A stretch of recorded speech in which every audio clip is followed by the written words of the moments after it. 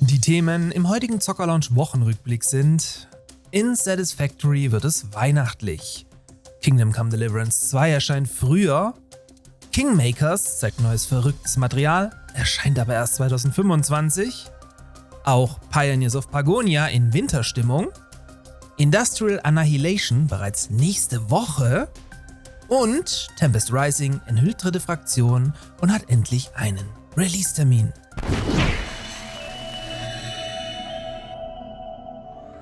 Dieser Wochenrückblick wird euch von meinem Partner Instant Gaming präsentiert, welcher einen coolen Adventskalender mit extrem reduzierten Games für euch vorbereitet hat. Dazu aber gleich noch mehr.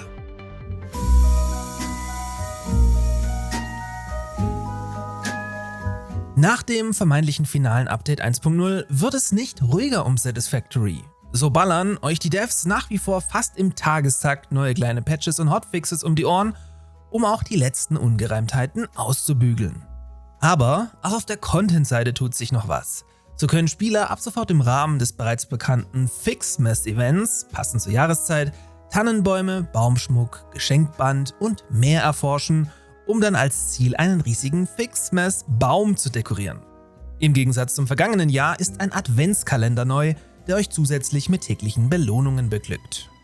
Wer keine Lust auf Festtagsstimmung in Satisfactory hat, kann das Event aber auch im Optionsmenü bei den Gameplay-Einstellungen unter Saisonale Events abschalten.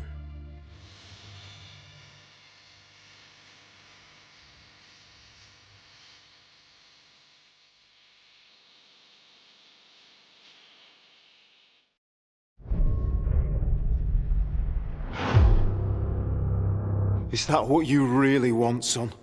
Kingdom Come Deliverance 2 verschiebt erneut seinen Release-Termin.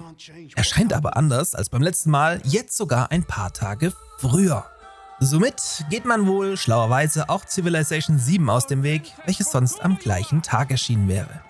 Der Titel hat mittlerweile den Goldstatus erreicht und soll dann auch speziell für die neue PlayStation 5 Pro optimiert sein, um diese somit direkt zum Start an ihr Limit zu bringen.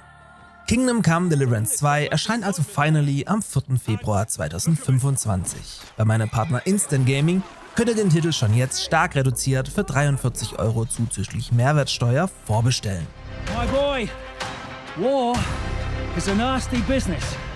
Apropos Instant Gaming. Aktuell bietet euch mein Partner einen Adventskalender an, durch welchen ihr täglich ein neues Spiel stark reduziert erwerben könnt. So gibt es hier zum Beispiel bereits jetzt Dark Souls für 15, Starfield für 38 und Spider-Man Miles Morales für 20 € zuzüglich Mehrwertsteuer. Schaut da also unbedingt mal vorbei. Empfehlen möchte ich euch diese Woche aber das wohl aktuelle Highlight im Dezember in Form von Indiana Jones und der große Kreis. Das ist zwar auch bei Instant Gaming mit grob 66 € nicht super günstig, aber trotzdem noch ein paar Euro unter dem Steam-Preis.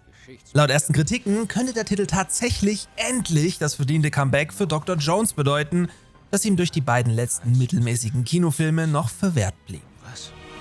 Es gibt immer einen Auslöser.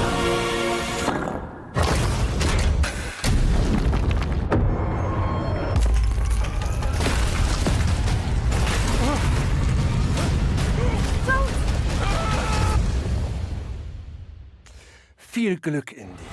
Dazu noch ein Geheimtipp.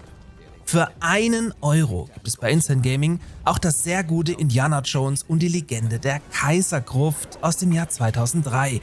Wer sich von der angestaubten Grafik nicht abschrecken lässt, kann auch hiermit ganz viel Spaß haben. Nicht kontrollieren. Sie sollten es wissen.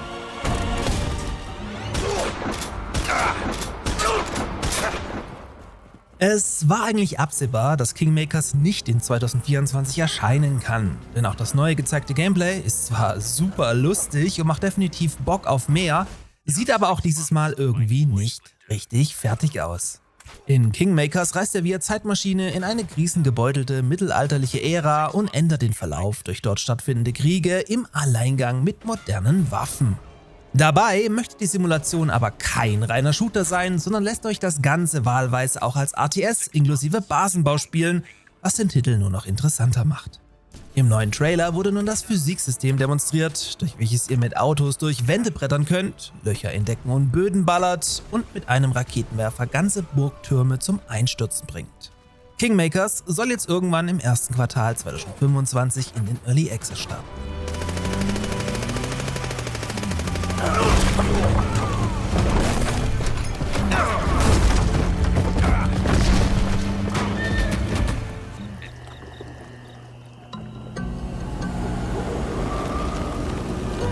Nach dem Magie-Update ist schon wieder vor dem Winter-Update. So dürft ihr ab sofort via Beta-Branch in Version 0.11.0 reintesten, was passend zu Weihnachten viele festliche Änderungen für euch bereithält. Das Update bietet so auch ein neues, vorgefertigtes Szenario auf einer winterlichen Insel. Inhaltstechnisch müsst ihr hier winterliches Gebäck herstellen, während in den Bergen Diebe und Banditen lauern und die Festlichkeiten stören wollen. In der ersten Beta-Version schneit es hier noch nicht. Ob die Ankündigung mit Brand new, shiny and twinkly winter season map with limited winter season changes and so many cool surprises. Ich meine, what the fuck? Darauf hindeutet, muss ich noch zeigen. Darüber hinaus bietet das Update eine neue Tutorial-Karte mit den arkanen Artefakten, Neues für euren Schatzsucher und neue Handelsoptionen bei den neutralen Dörfern. Im Detail gehe ich dann eventuell nach dem Full Release darauf ein, wenn ich mit euch dann auch die brandneue Roadmap besprechen kann, die uns kommende Woche erwarten sollte. Darüber hinaus hat Envision Entertainment ein 100-seitiges Guidebook für meinen Geburtstag am 12.12. angekündigt. Hat natürlich nichts mit mir zu tun, wirft aber berechtigte Fragen auf. Denn so ein Guidebook macht natürlich nur Sinn, wenn diverse dort beschriebene Mechaniken nun final sind und sich dementsprechend nichts mehr am Spiel ändert. So wird die neue Roadmap natürlich noch interessanter, da wohl damit in absehbarer Zeit Version 1.0 im Raum stehen sollte.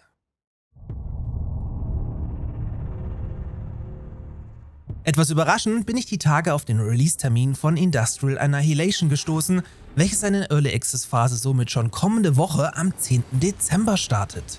Warum das gerade so unter dem Radar läuft, ist mir nicht klar, auf Nachfrage wurde mir der Termin aber prompt bestätigt.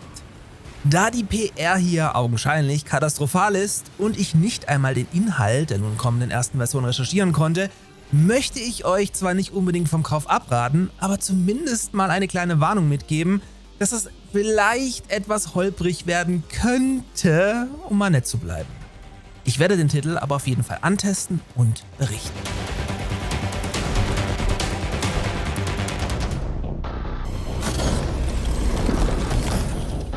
Und dann kommen wir last but not least zum Highlight der Woche. Nach ausführlicher Beta-Phase, an der auch ich teilnehmen konnte, allerdings nicht darüber sprechen darf, steht der RTS-Hoffnungsträger und geistige Nachfolger von Command & Conquer endlich vor seinem Release und erscheint ohne Early Access und sowas direkt komplett am 24.04.2025, also mitten in den Osterferien. In diesem Zug wurde jetzt auch endlich die dritte Fraktion in Form der Veti enthüllt, die aber immer noch nebulös bleibt, da hier bisher noch keinerlei Informationen vorliegen. Auch ist nicht ganz klar, ob die Veti direkt als spielbare Multiplayer-Fraktion im Spiel enthalten sein werden oder via kostenlosen Patch oder gar Add-on nachträglich ihren Weg ins Spiel finden. Bei den Veti könnte es sich um eine von den Screen abgeleitete Alienrasse handeln oder auch durch die Tempest-Pflanze entstandene Mutanten. Sie scheinen jedenfalls vom Artstyle her ägyptisch angehaucht zu sein und tragen ganz oldschool ein Schild in der rechten Hand. Außerdem sehen wir im Trailer eine auf ein Laster geladene Atombombe mit Bohrer, sowie eindeutig, dass sich die GDF ab einem gewissen Punkt storytechnisch mit der Tempest Dynasty gegen die Veti verbünden müssen. Man behält sich also noch genug Material in der Hinterhand, um mich dann bis zum Release bei der Stange halten zu können. Sobald hier wieder neues Material vorliegt, werde ich natürlich wieder wie gehabt für euch berichten. In diesem Sinne, checkt unbedingt mal den Adventskalender bei Instant Gaming aus, kommt gut in die neue Woche und somit bis zum nächsten Mal.